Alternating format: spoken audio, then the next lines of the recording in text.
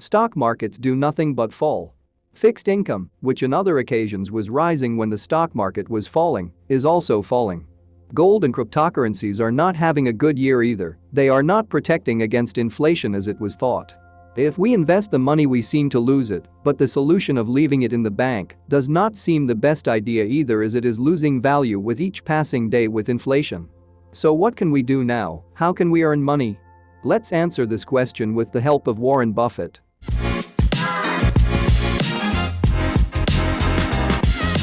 We are experiencing an extraordinary situation of inflation in much of the world.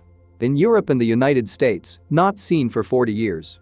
To curb the demand for goods and services, and thus try to lower inflation, central banks are raising interest rates, even though this is hurting the economy, and we may see recessions. For example, here we had the earnings forecasts for the S&P 500 companies as of June 30. Now the forecasts have gotten bolder. We are already expecting growth in 2022, and they have fallen in the forecasts for 2023 and 2024. Despite this, there is still a shortage of workers in the United States.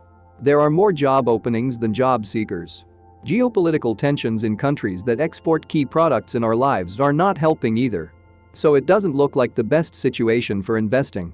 It is a fairly widespread feeling. There is an atmosphere of pessimism in the air, and that is noticeable in conversations between people, in Telegram groups, on Twitter, etc. But it hasn't always been like that. When high-growth stocks, like Cathie Wood's fund shares, were soaring on the stock market, it was all optimism, especially with this type of stock. One of the most fashionable at the time was NIO. Some indicated that it was rumored that it could reach $500. The peak of euphoria came in early 2021. It would not be unusual for the market to continue to fall. The current bear market has been going on for 8 months, and other bear markets have lasted considerably longer. Even the 1937 bear market lasted 5 years. But what we are interested in now is what is going to happen today. For that, we must understand what moves the stock market. On September 21st, at 2 p.m. US time, the Fed was going to say how much they would raise interest rates. There was some doubt as to whether they would raise it by 0.75% or 1%. In the end, they raised it by 0.75%, which was the lowest of the expected increases. This is something that the stock market should take positively. This is because higher interest rates make fixed income more attractive, but also because the cost of debt increases and the economy slows down, which means that companies are going to generate less profits in the future, so all stocks are affected, and especially those that will generate profits in the future and those that are highly indebted at variable rates. So when faced with the doubt of a 0.75 or 1% rise, a rise of only 0.75 was a catalyst for the stock market to rise. However, the opposite happened. From 2 p.m. to the close, the stock market fell nearly 3%. Why did this happen? The Fed gave a forecast for the future of lower economic growth, higher inflation, and above all, that they expected to end the year with interest rates at 4.40% and 4.60% in 2023. This is 1% more than they expected in June. All this with the goal of reducing inflation to 2%. It is more important what the Fed said they expected for the future than the interest rate they set today. It's like corporate earnings presentations. It is very important what they say in it about the future, because the value of the stock depends on the future earnings of the companies. So the future is very important, and that's why the sharp drop in the stock market after the Fed said what it plans to do in the future. In a company's earnings presentations, the market will take more into account what the management says about the future and how the future outlook evolves than the actual results presented. This is why the stock market is always ahead of the economy. The stock market does not reflect the present, it reflects forecasts of the future because the value of the shares depends on the future profits of the companies. In the stock market, the future is more important than the present. Here are the new recessions that have occurred in the United States since 1960. In gray is the period of recession, in purple the unemployment rate, and in green the SP 500. We can see how in all cases except 2001, the stock market started to rise before the recession ended and long before unemployment started to fall. This is because the future is more important than the present. In the early 1980s, the time to buy stocks was when inflation was soaring and the economy was in the doldrums. Bad news is an investor's best friend. They allow you to buy a slice of America's future at a very cheap price. In the early 1980s, inflation was as high as 15%. There were 2 recessions in just 2 years, and the unemployment rate was rising until it exceeded 10% in 1982. Still, the S&P 500 rose in 1980 by 25% and from the lows by 50%. Despite the 1981 crash, the index was trading at twice that rate 7 years later. Buffett points out that discounts offered to investors during weak economic periods are often great long-term bets. For every dollar you made in US business, you would have less than a penny profit buying gold, called by people a store of value, whenever you get scared of headlines or something like that. It is just remarkable to me that we have traded stocks in this country with the biggest tailwind you can imagine. It's an investor's paradise. You really can't go wrong with it unless you buy the wrong stock or just get excited at the wrong time. But if you own the US cross-section and put your money into it consistently over the years, there's no comparison to owning something that's not going to produce anything, and frankly, there's no comparison hiring to constantly getting in and out of stocks. It's understandable to get spooked by negative headlines or news, but Buffett tells us that this is a mistake. Here we see the US Consumer Confidence Index, which measures pessimism or confidence in personal finances, economic situation, and so on. We can see the performance of the S&P 500 in the 12 months after, both at the highs of confidence and the lows, where there was more pessimism.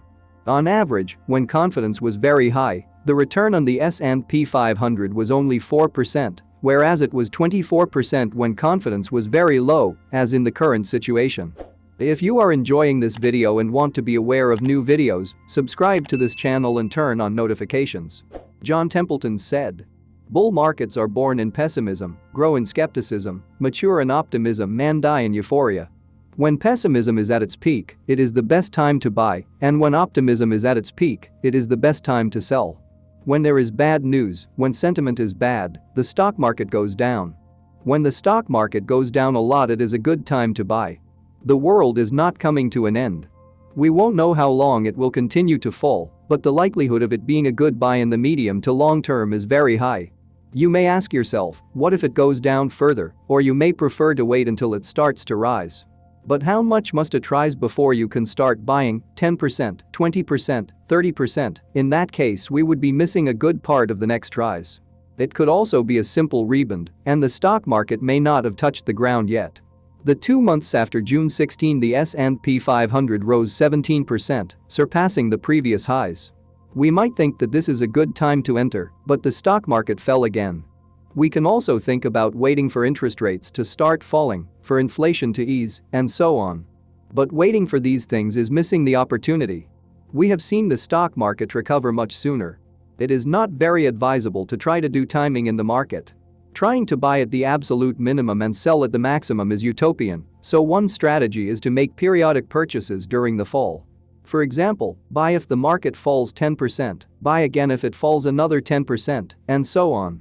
We must always bear in mind that fundamental analysis does not influence what the stock market will do tomorrow, nor does technical analysis influence what the stock market will do 10 years from now. Apple has not gone up 146,000% in the stock market because a technical analysis said so in 1982. It has gone up over the years because profits have been growing, the company has more value. Just like what Apple or any other stock is going to do tomorrow in the stock market has nothing to do with its fundamentals. Maybe it will go up, maybe it will go down. Whether it goes up or down, its fundamentals will remain the same. It will depend on how many buy and sell orders there are. More buy orders will make it go up, while more sell orders will make it go down, and this depends on emotions, feelings, and so on. Technical analysis tries to predict these short-term movements. Fundamental analysis the long-term movements. It is important to keep this in mind, and if we buy now thinking about the long term, then we should not get nervous if the stock market falls next week. Let's go to the current situation. Right now we have the S&P 500 trading at PE 15. It is somewhat lower than its historical measure and also lower than the average of the last 25 years. The mean is higher than the median, as companies like Apple, Microsoft or Amazon weigh heavily in the index, and none of them are trading below per 25. This means that half of the companies in the S&P 500 trade at a PE less than 14.5 and the other half trade above. Since 2013 it was not this low. This shows that we can find many cheap companies to buy. If we go outside the United States, we have Japanese stocks trading on average at a PER of 11.8 and in Europe at only 10.5, well below 15, their historical average, which shows how cheap European stock markets are now. On the other hand, not everything is negative, there are positive things, but they are not usually reported in the news. For example, supply chain problems are improving and delivery time is dropping significantly. Another example. Commodity prices have had a significant drop since June 6. We see oil, natural gas, grains, metals such as copper, aluminum, zinc, etc. falling. If you had followed my retrospective advice, which is always so easy to give, to buy the stocks and hold them, of course there would be a problem. Your broker friend would have starved. I mean, you could have gone to his funeral to atone for his faith, but the truth is that your results would have been better than that of a very high percentage of investment professionals and people who are too active in the stock market. It's very difficult to move successfully and beat the market, but you really can do it with a very relaxed philosophy, and you don't have to know a lot about accounting or stock market terminology or what the Fed is going to do next and whether they're going to raise rates 0.50% or 0.75% or whatever.